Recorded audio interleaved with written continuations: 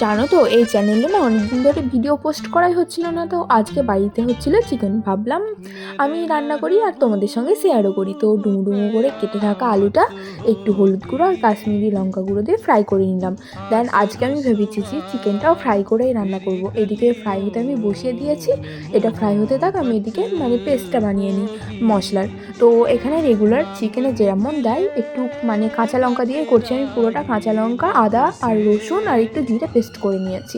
এদিকে chicken fry complete. দেন একটু তেলে জিরে, লঙ্কা আর তেজপাতা ওটাকেও ফ্রাই করে নিলাম। দেন পেঁয়াজ দিয়ে লালচে লালচে ভাব হলে পেস্ট করা মশলাটা দিয়ে দিলাম আর কিছু গুঁড়ো মশলা অ্যাড করেছি, যেমন হলুদ, কাশ্মীরি লঙ্কার গুঁড়ো, একটু মিট মশলা আর গরম মশলা। এটা কষিয়ে নিয়ে যে ফ্রাই করে রাখা আলু আর চিকেনটা ছিল ওটাও দিয়ে দিলাম।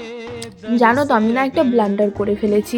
তো জল দেওয়ার পরে আমি আর কোনো রকম ভিডিওর ক্লিপস নিতে ভুলে গেছি। এতদিন ভিডিও করিনি, এই রান্নার ভিডিও তো আমি পুরোই ভুলে যাচ্ছিলাম। কি আমার এত মন খারাপ হচ্ছিল।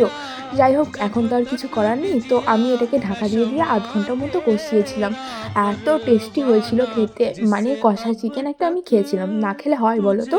তো নিজে করেছি বলে বলছি না, আমার ভীষণ পছন্দ হয়েছিল, সত্যিই খেতে খুব টেস্টি হয়েছিল।